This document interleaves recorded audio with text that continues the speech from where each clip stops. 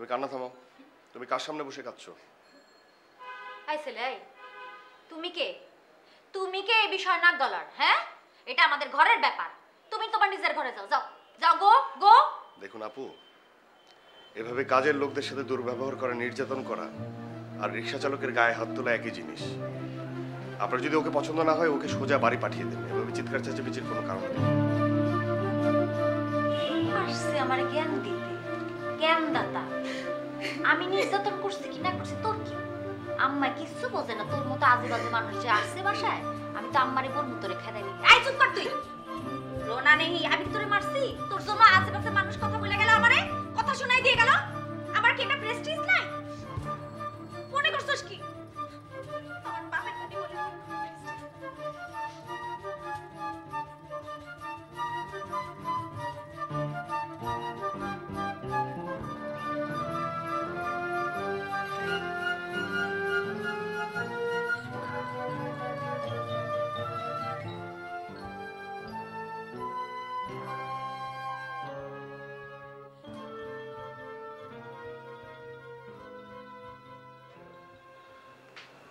দেখুন চাচি, আমি জানি আপনি কেন আমাকে ডেকেছেন আর আপনি কি বলতে চাচ্ছেন। দিলরুবা আপা আমাকে খুব একটা পছন্দ করেন না, আর তখন আমার কাছে যেটা মনে হয়েছে বলা উচিত আমি বলে দিয়েছি। আমি এটাও জানি যে উনি আমার উপর রাগ করে এ বাড়ি ছেড়ে চলে গেছেন, কিন্তু উনি যাবেন কেন? এটা তো আর আমার বাড়ি না, এটা ওনার বাড়ি। চাচি, আমি আসলে একটু খোঁজাখুঁজি করে মানে নেক্সট মান্থে আলাদা কোনো জায়গায় উঠে যাব। কইছো, ভালো করছো বাবা। আমি তো কইতে পারি না। আমার জামাইটা হয়েছে একটা মেন্দা মারা। কারো না কারো তো কনের দরকার ছিল। তুমি কইছো কামের কাম করছে। সে হয়তো রাগ করছে, হয়তো এই বাড়িতে আর আইব না। না আসুক, তাও তো নিজের সংসারটা মন দিয়া করব। বুঝছো বাবা, আমার দিলরুবা কিন্তু মেয়ে খারাপ না। ছোটবেলা থেকে তো শাসন টাসন করি নাই, একটু বিগড়াই গেছে। মন ভালো, কিন্তু বাবা আজকে তোমারে ডাকছি অন্য একটা বিষয়ে কথা কওয়ার জন্য। জি চাচি বলেন। আমি একটা বড় বিপদে পড়ছি বাবা। কথাটা এখনো পর্যন্ত কাউরে কই নাই, তোমার এই প্রথম কইলাম। কারণ আমার অনেক, আমার দিলুরে যে কথা 14 বার বোঝান লাগবো, তোমার তো এক কথা কইলেই চলবো, বুঝা যাইবা। জি চাচি, আপনি আমাকে বলেন। আজকে একটা খবর পাইছি বাবা। আমার যেটা তো ভাই ফেকু, চিনছো তো তারে? কাল রাতে নাকি মালয়েশিয়া পলায় গেছে।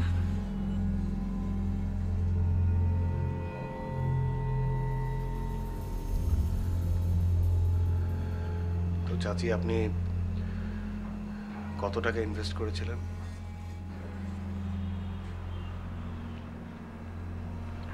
12 লাখ। 12 লাখ? মানে কোনো লাভ পান নাই? দিব কইছিল তো, যখন এই টাকার কথা কইতাম কইতো রুলিং হইতেছে। বুঝি নাই তো বাবা, একই বাড়িতে বড় হয়েছি, ছোটবেলা থেকে ওরা দেখছি। আমি ওরা বুঝতেই পারলাম না বাবা।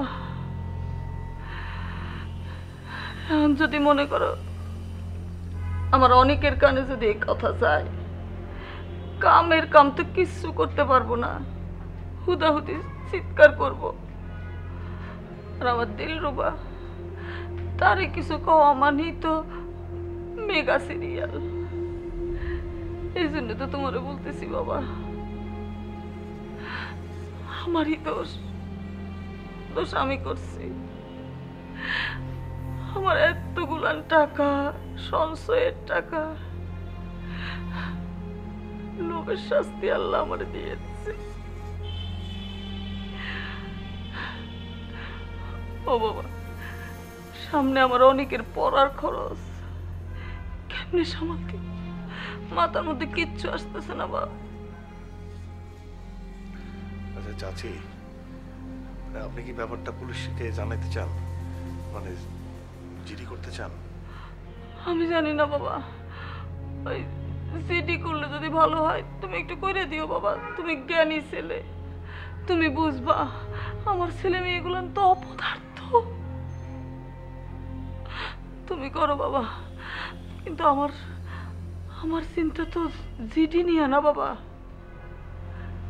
আমার সংসার চলবো কেমনি? চাচি আমি একটু ভাবি, মানে আমাকে একটু ভাবতে দেন না।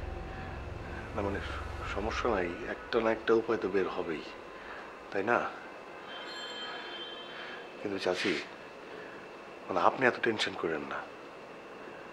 টেনশন যত করবেন প্রেশার বাড়বে।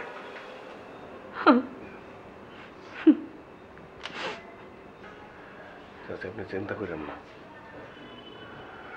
কোনো না কোনো একটা উপায় বের হবেই। আর আপাতত কাউরে বলার দরকার নেই।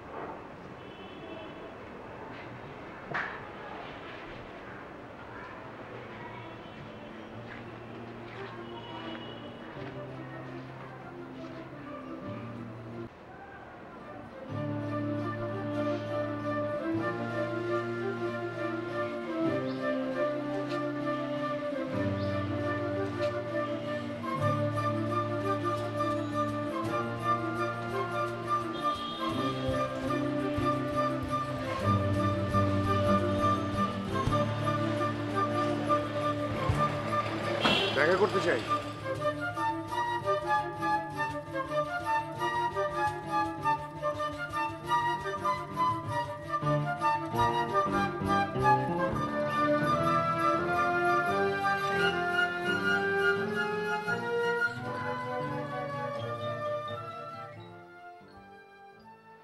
ফেকও তাহলে ফেকই বের হলো। তুমি তো ওদেরকে ফিনান্সিয়ালি হেল্প করতে পারবা না। সেটা কি করে সম্ভব? তাহলে এমন কিছু একটা করতে হবে যাতে ওদের একটা জেনুইন সাপোর্ট হয়। সেটা কিভাবে? তুমি না বলেছিলে যে চাচি খুব ভালো রান্না করে? শুধু ভালো না, সে অসাধারণ রান্না করে, অসাধারণ। তার এই স্কিলটাকে কাজে লাগিয়ে যদি কিছু একটা করা যায়। কিভাবে? মানে মানে কোনো কিচেন, মানে ফুড কোর্ট, ফুডের বিজনেস? না না না, মানেটা কি? মানে মানে তুমি যদি ফুড কোর্টের কথা বলো, মানে রেস্টুরেন্টের কথা হয়, তাহলে মানে ডেকোরেশন, একটা পজিশন নেওয়া, সব কিছু মিলিয়ে বাজেট অনেক না? মানে এই ইনভেস্টমেন্ট কিভাবে সম্ভব? How is it possible? যদি এগুলো কিছুই না লাগে তাহলে? মানে কিছু লাগবে না মানে কে দিবে? অন্য কেউ দিবে? তাহলে শুনি গৌরী সেনটা কে? অনলাইন তাই?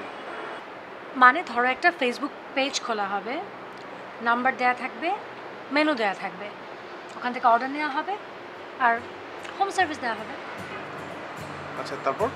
আর মার্কেটিংটা করতে হবে এমনভাবে যে মাকে এম্পাওয়ারিং করা হচ্ছে, মানে এটা মায়ের জন্য একটা প্রজেক্ট। গ্রেট। মানে তুমি না সত্যি মানে অদ্ভুত অদ্ভুত সব আইডিয়া তোমার মাথায় থাকে। You are so sweet. মানে প্রিলিমিনারি ক্যাপিটালটা আমরা যারা আছি মানে কয়েকজন মিলে জোগাড় করে দিলেই তো হবে। আর এই ব্যাপারে আই থিঙ্ক একজন হেল্প করতে পারে, সেটা হচ্ছে শেহজাদ ভাই। রাইট, তুমি ভাইয়াকে একটা কল দাও। আর শোনো, সাথে না অনেককেও একটা কল দিও। তোমার জন্য যে সময় দেওয়ানা হয়ে আমি রাস্তায় ঘুরেছি, একমাত্র ওই কিন্তু আমাকে সাপোর্ট করেছে। তা ঠিক আছে, সেটা তো আমি জানি, কিন্তু এই বোকাশোকা মানুষটাকে ব্লাফ দেওয়াটা না, একদম নিতে পারছি না। উফ, এভাবে বলো না তো, আমার খারাপ লাগছে। আর সব দোষ তোমার।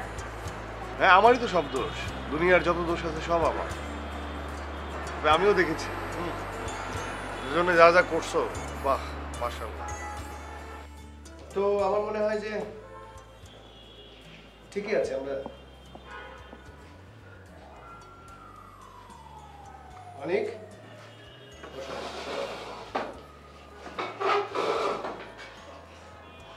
কি অবস্থা? ওইটা তো আছে। হ্যাঁ জি জি জি।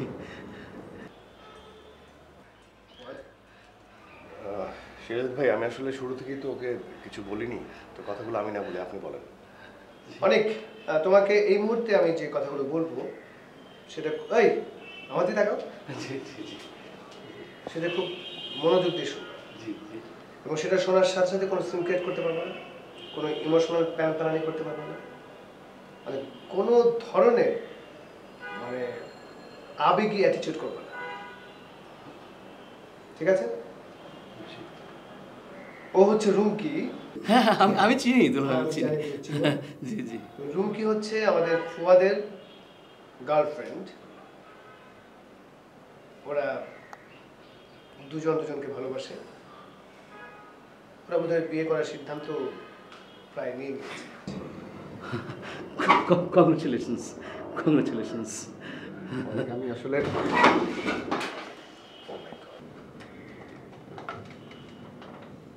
ইয়ে এক বালতি পানি নিয়ে আসো তো।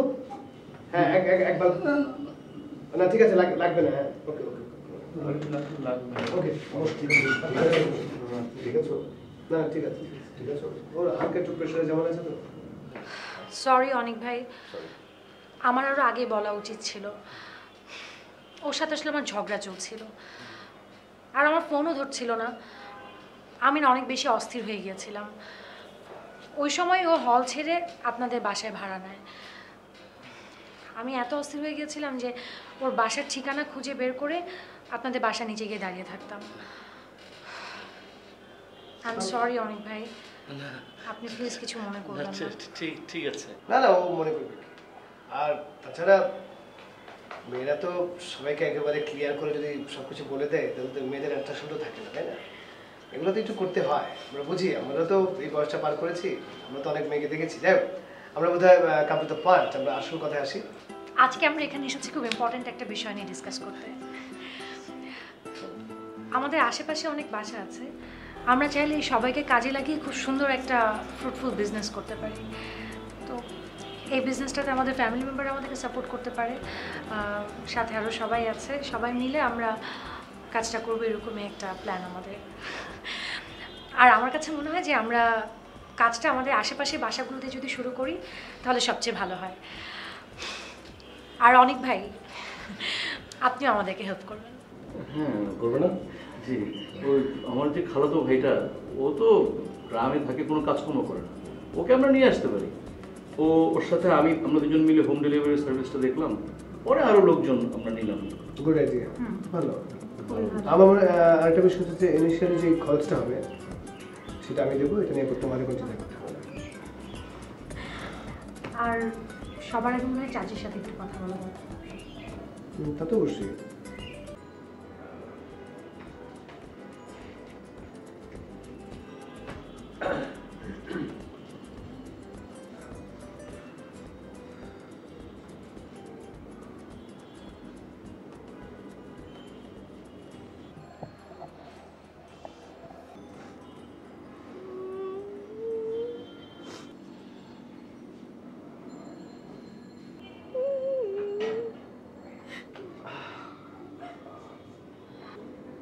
তাইলে তো জব্বর দেখা একখান নাম দেওয়ান লাগবো। হ্যাঁ হ্যাঁ হ্যাঁ হ্যাঁ হ্যাঁ হ্যাঁ আম্মা, একটা সুন্দর একটা নাম দরকার। নামটা হলেই আমরা মোটামুটি আমরা শুরু করা যায়। শুরু করে দিতে পারি। শুরু করা যায়। চাচি, মানে আমি ভেবেছিলাম, মানে ভাবনাটা ওর নামটা মমস মেনু হতে পারে কিন্তু। হ্যাঁ, মমস মেনু মানে মায়ের হাতের রান্না। মায়ের হাতে রান্না মানে হ্যাঁ মমস Sorry. মমস মেনু, মার মেনু, হ্যাঁ এটা মার হতে পারে। menu মানে হ্যাঁ। ও খুব খুব ভালো, ভালো হইব। Yep. Mom's menu. Wow, beautiful name.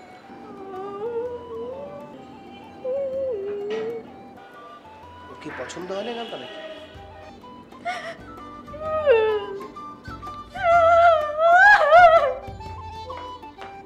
আর কান্নাটা তো এত সুন্দর করছে, তাই না? ভালো হয়েছে নামটা।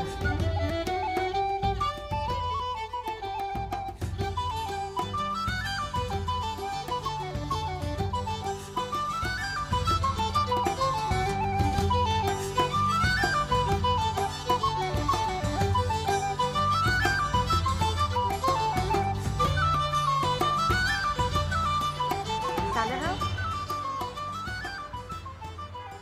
I am a Shaila, not Chaleha. ওকে শায়লা, মন খুব খারাপ? গায়ে কতরে হাত দিয়ে কথা বলবেন না, হাত ছড়ান। দূরে খাড়া কথা বলেন, গ্যাপ গ্যাপ। তুমি অনেক সুন্দর আর অনেক ভালো একটা মেয়ে। তুমি তো ফুয়াদের চেয়ে অনেক অনেক অনেক ভালো ছেলে পাবে। এসব নিয়ে মন খারাপ করো না শায়লা। দেখেন আপনি কি মনে করেছেন আমি ফুয়াদের প্রেমে হাবুডুবু খাইতেছি? আমি বাপে খাদেন না, মায় খাদেন না? শায়লার প্রেম অত সস্তা না, বুঝছেন? তুমি এরকম চিন্তা করছো কেন? তোমাকে নিয়ে কেউ এরকম ভাবছে না, সবাই জানে তুমি খুব ভালো একটা মেয়ে। শোনো শায়লা, ফুয়াদ আমাকে বলেছিল তোমার মাঝে মাঝে ইংলিশে হেল্প দরকার হয়। ইউনিভার্সিটিতে আমার সাবজেক্ট ছিল ইংলিশ। তোমার যদি কখনো দরকার হয় তুমি আমাকে কল করলে আমি খুব খুশি হব। এটা আমার নাম্বার। আমি 3 বার এইচএসসিতে ইংরেজিতে ফেল করেছি, প্রয়োজনে সারা জীবন করব। তোর হেল্প আমার দরকার নেই।